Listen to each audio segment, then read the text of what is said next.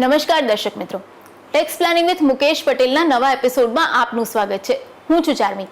અંદાજિત આવક યોજના વિશેની કેટલીક બેઝિક સમજ આપણે ગયા એપિસોડમાં મેળવી છે.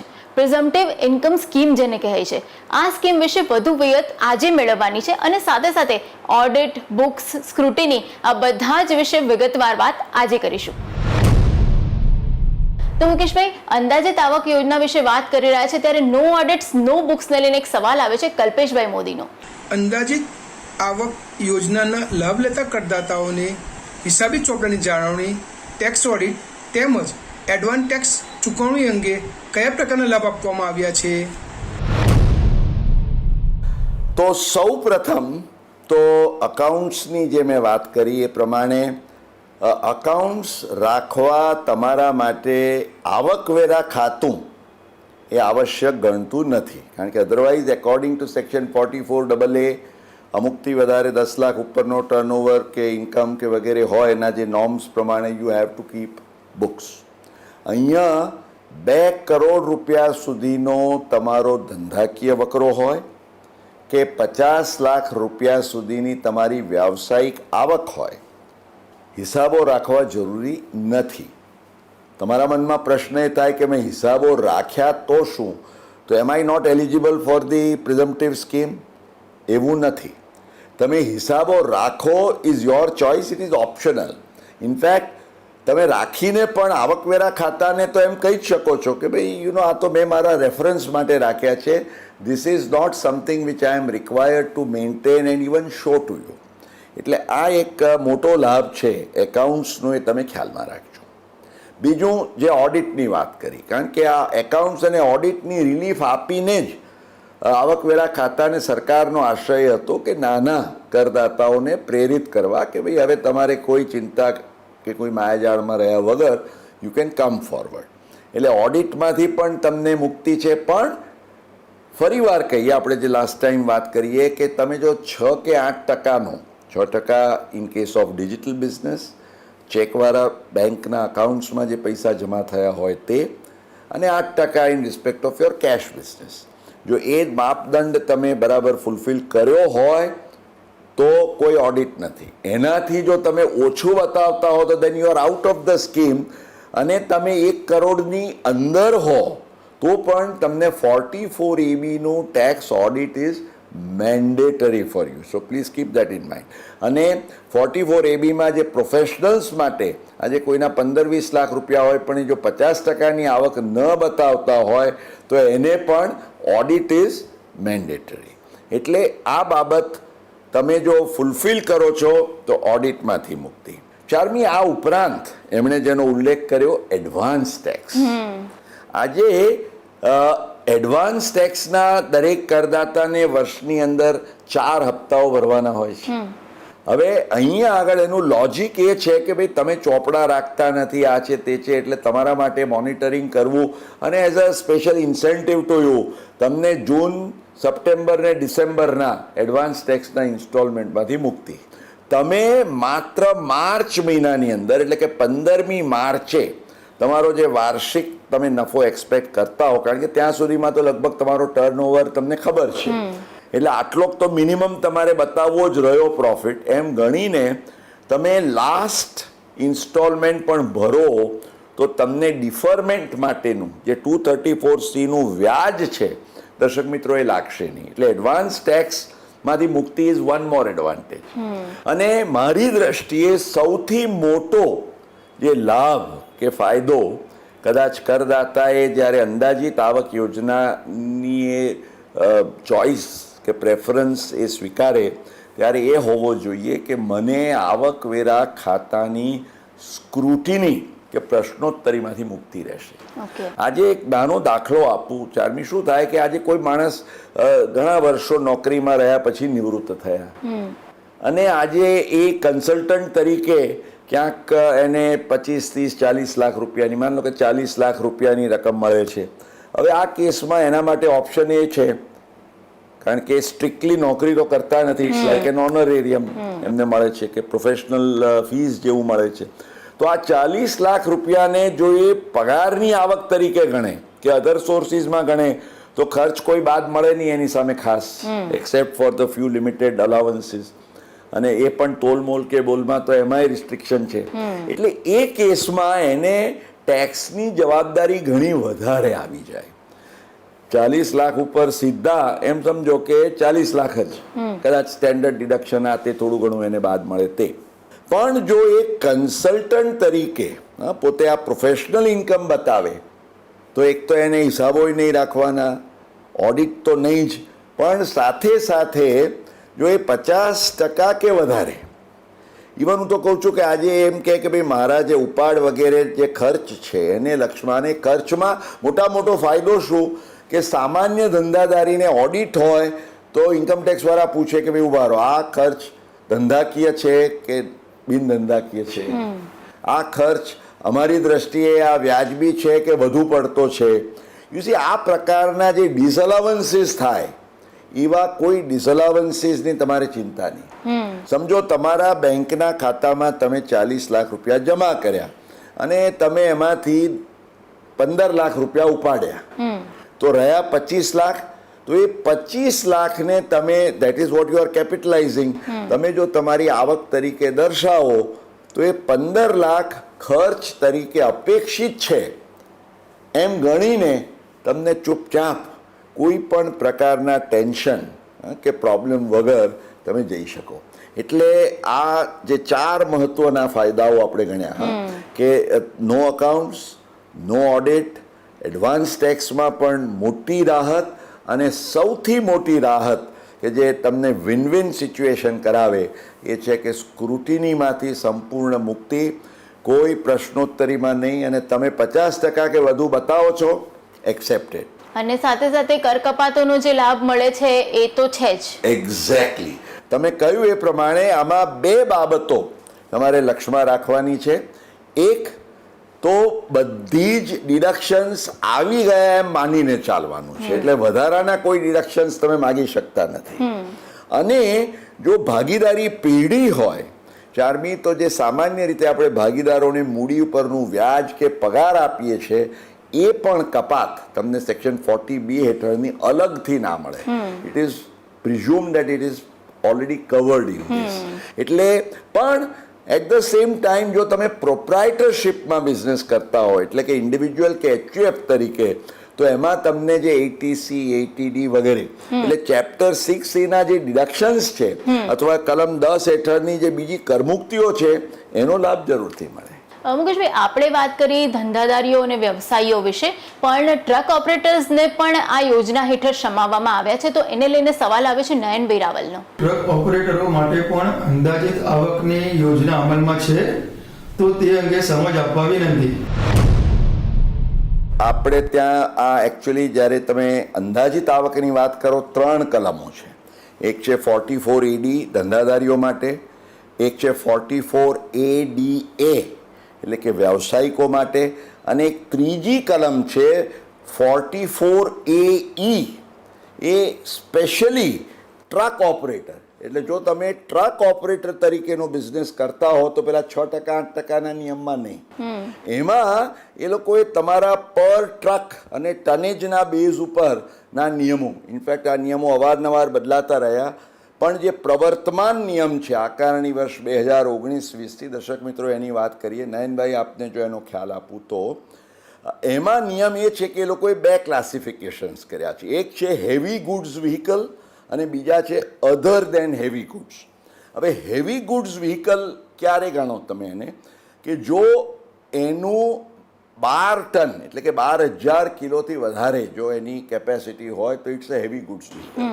તો એવા કેસમાં પર મંથ પર ટન 1,000 રૂપિયાની અંદાજિત આવકના આધારે તમારે ગણતરી કરવાની રહે. ઓકે. અને જો તમે અધર દેન હેવી ગુડ્સની કેટેગરીમાં આવતા હો તો ટ્રક દીઠ તમારે 7,500 રૂપિયા દરેક મહિને એ પ્રમાણે એની ગણતરી થાય. તો આ ક્રાઇટેરિયાએ આ 44AEની અંદાજિત આવક થાય, બાકી બધા નિયમો સેમ રહે. ઓકે.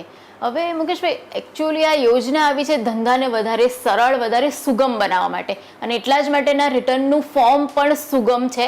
તો રિટર્ન વિશે જ વધારે માહિતી મેળવવા માટે સવાલ આવે છે રેણુકાબેન ભટ્ટીનો. કે અંદાજિત આવક દર્શાવનાર કરદાતાઓને કયું રિટર્ન ભરવાનું રહેશે, તેમાં કોઈ વિશેષ માહિતી કે કોઈ વિગત દર્શાવવી જરૂરી રહેશે? રેણુકાબેન, આજે તમારા જેવા બહેનો હોય, મહિલાઓ હોય જે ધંધો કરતા હોય, અથવા તો ચારમી બહુ જ જેને કહે ને કે સમાજના બહુ સામાન્ય વર્ગ, એ લોકો પણ એમાં બહુ કોમ્પ્લિકેશન્સમાં ગયા વગર જો ઈચ્છે તો જાતે રિટર્ન ભરી શકે એવા પ્રકારનું એક સુગમ રિટર્ન, જેને ITR સુગમ ITR 4 કહેવામાં આવે છે, તે આના માટે ડિઝાઇન કરવામાં આવ્યું છે. અલબત્ત આની સાથે કેટલીક સંલગ્ન શરતો છે. જો તમે સુગમ ભરવા માગતા હો તો કે તમારે એકથી વધુ મકાન મિલકત ન હોવી જોઈએ, તમારે કોઈ મૂડી નફાની આવક ન હોવી જોઈએ, તમે કોઈ લોસ અન્ય ક્લેમ કરતા ના હોવા જોઈએ, આ પ્રકારની. પણ આ તો સુગમનો લાભ લેવો હોય, કારણ કે સુગમ એ ખૂબ સરળ ફોર્મ છે એટલા માટે. પણ માની લો કે તમે બીજી બધી કન્ડિશન્સ ફૂલફિલ કરો છો, પણ તમારી કેપિટલ ગેઇન્સ કે હાઉસ પ્રોપર્ટી ને એ બધા ક્રાઇટેરિયામાં તમે ITR 4 ભરવા માટે એટલે કે સુગમ ભરવા માટે તમે એલિજિબલ નથી, તો એવા કેસમાં આજે તમારે ખ્યાલમાં રાખવાની એ વાત છે કે જો તમે ઇન્ડિવિજ્યુઅલ એટલે કે પ્રોપ્રાઇટરશિપ તરીકે ઇન્ડિવિજ્યુઅલ કે HUFમાં બિઝનેસ કરતા હો તો ITR 3 તમે ભરીને ત્યાં પણ તમે અંદાજિત આવક દર્શાવી શકો. અને જો તમે ભાગીદારી પેઢી હો અને એમાં તમે પ્રિઝમ્પટિવ ઇન્કમનો લાભ લેતા હો તો ITR 5 ચારમી એ તમે કરી શકો. બીજો એમનો પ્રશ્ન એ છે કે આ રિટર્નની અંદર એમણે શું શું વિગતો દર્શાવવી જોઈએ. હવે આ જે તમારું જે પર્ટિક્યુલર રિટર્ન છે એમાં ઓબ્વિયસલી અન્ય રિટર્નોમાં તો ધંધા વ્યવસાયની અંદર તમારે તમારું profit and loss account, balance sheet વગેરે બધું રજૂ કરવાનું હોય. અહીંયા તો એ અપેક્ષિત નથી, કારણ કે you are not suppose to maintain books. પણ જે બેઝિક કેટલીક ડિટેલ્સ છે તમારે તમારો વકરો દર્શાવવો પડે.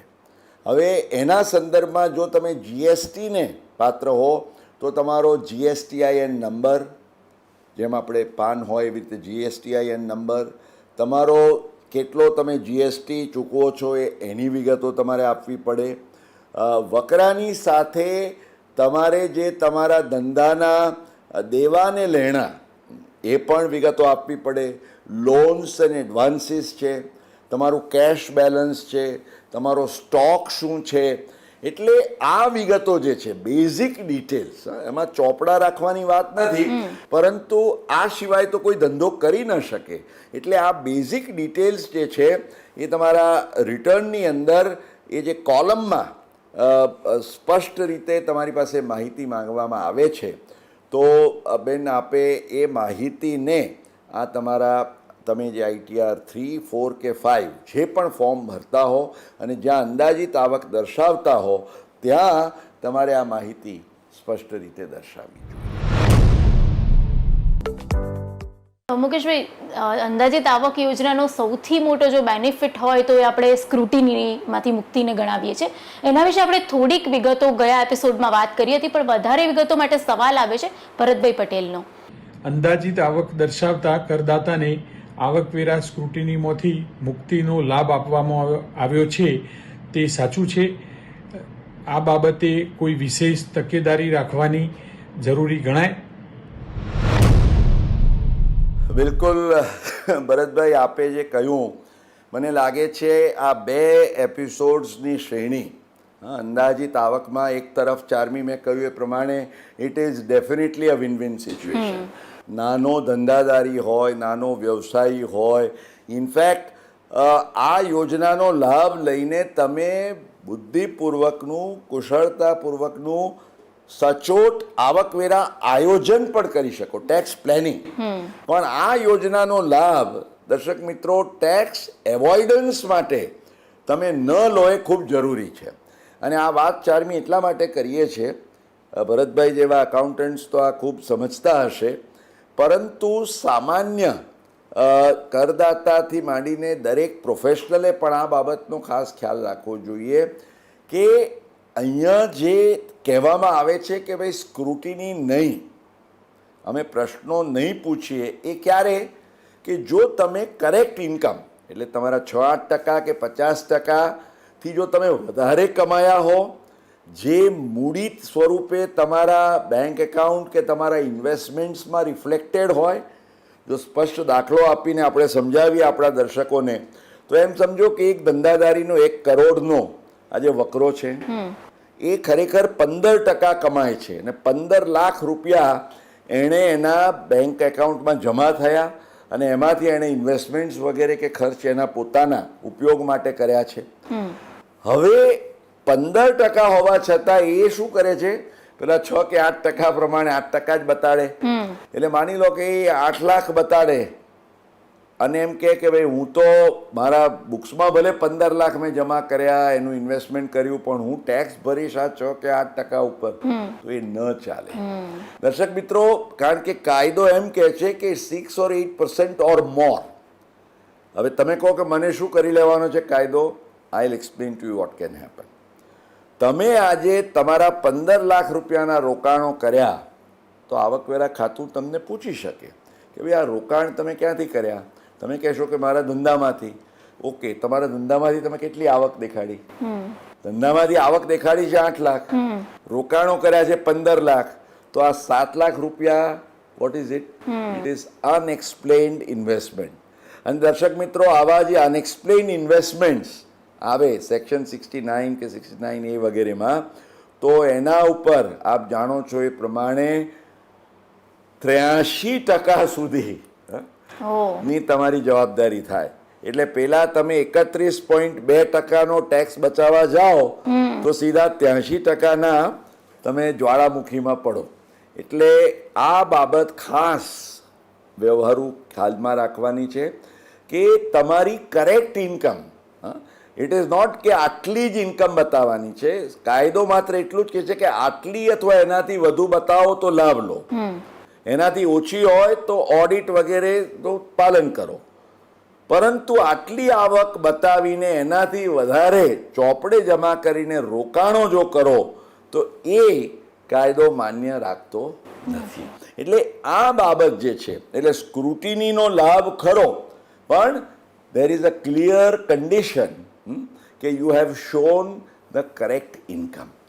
એટલે ચાર્મી, I would say કે બહુ જ શાંતિથી, સુખપૂર્વક, કોઈ પણ ટેન્શન ચિંતા વગર જો નાના કરદાતાઓ, ધંધાદારીઓ કે વ્યવસાયીઓએ આજે આવકવેરા ખાતા સાથેના પોતાના વ્યવહાર કરવા હોય તો એમણે આ અંદાજિત આવક યોજનાનો લાભ ચોક્કસ લેવો જોઈએ.